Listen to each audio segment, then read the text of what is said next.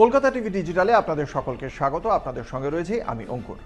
আপনারা সকলেই জানেন, বিশ্বজুড়ে যে রাষ্ট্রের সঙ্গে তার সমঝোতা হয়নি তার উপরেই বিপুল পরিমাণ কর আরোপ করে দিয়েছেন মার্কিন যুক্তরাষ্ট্রের প্রেসিডেন্ট ডোনাল্ড ট্রাম্প।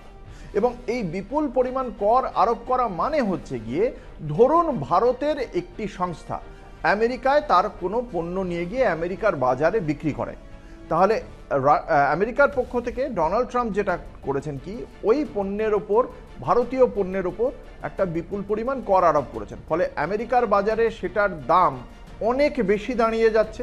ফলে সেই বস্তুটি কেনার ক্ষেত্রে আমেরিকার যে সমস্ত ক্রেতারা রয়েছেন তারা আর আগ্রহ পাবেন না, কারণ জিনিসটার দাম অনেক বেড়ে গেছে। ফলে ভারতীয় সংস্থা আদতে ক্ষতিগ্রস্ত হচ্ছে। শুধু ভারতীয় নয়, বিভিন্ন রাষ্ট্রের সঙ্গেই এই একই খেলা খেলে চলেছেন মার্কিন প্রেসিডেন্ট। এর ফলে চায়নার ওপরেও প্রায় 100% কর চাপিয়ে বসে আছেন তিনি। ভারতের ওপরেও সেই করটার পরিমাণ নেহাত কম নয়। এবার ভারতের এই সমস্ত পণ্য মার্কিন যুক্তরাষ্ট্রের বিভিন্ন যে ছোট ছোট অঙ্গরাজ্যগুলি রয়েছে সেখানে বিক্রি হতো। অন্তত 12টি রাজ্য, অঙ্গরাজ্য মার্কিন যুক্তরাষ্ট্রের, তারা খুব স্পষ্টভাবে জানাচ্ছে যে এই সমস্ত পণ্য যে আমদানি হয়ে যেগুলো আসে তার দাম, তাদের উপর কর আরোপ হওয়ায় তার দাম এমন বেড়ে গিয়েছে যে তারা সেটা কিনতে পারছে না। যার ফলে তাদের ওখানকার এই পণ্যের ওপর ভিত্তি করে থাকা যে শিল্প ছিল সেই ইন্ডাস্ট্রিগুলো ক্ষতিগ্রস্ত হচ্ছে, যা অভিযোগ জানাচ্ছেন সেখানকার ব্যবসায়ীরা সেখানকার প্রশাসনকে। সেই প্রশাসনের পক্ষ থেকেই মার্কিন সুপ্রিম কোর্টের কাছে এই যে মার্কিন যুক্তরাষ্ট্রের প্রেসিডেন্ট ডোনাল্ড ট্রাম্প কেজি দরে সমস্ত রাষ্ট্রের ওপর কর আরোপ করে বসেছিলেন, তারই বিরুদ্ধে তারা একটি মামলা করে। সুপ্রিম কোর্টে তার শুনানি ছিল।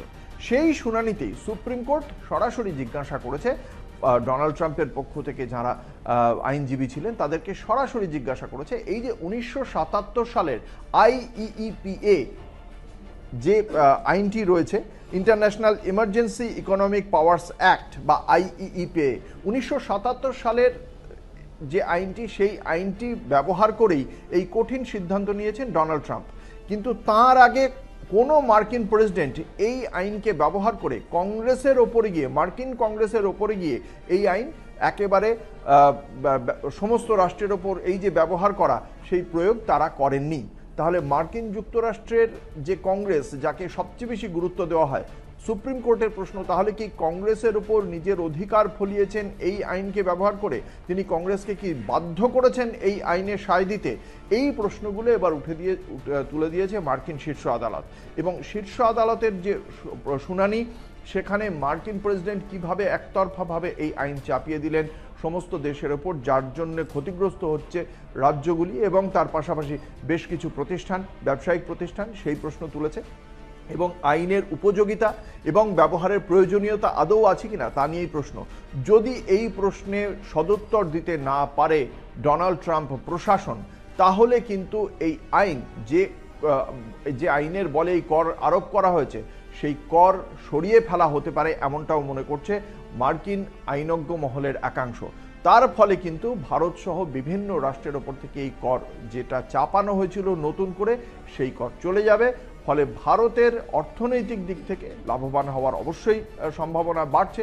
ফলে অবশ্যই তাকিয়ে থাকতে হবে সেদিকে যে মার্কিন সুপ্রিম কোর্ট এ বিষয়ে ডোনাল্ড ট্রাম্পের প্রশাসনকে শেষ পর্যন্ত কি নির্দেশ দেয়। আর তার জন্যই আপনাদের চোখ রাখতে হবে কলকাতা টিভি এবং কলকাতা টিভি ডিজিটালের পর্দায় রাত দিন 7 দিন।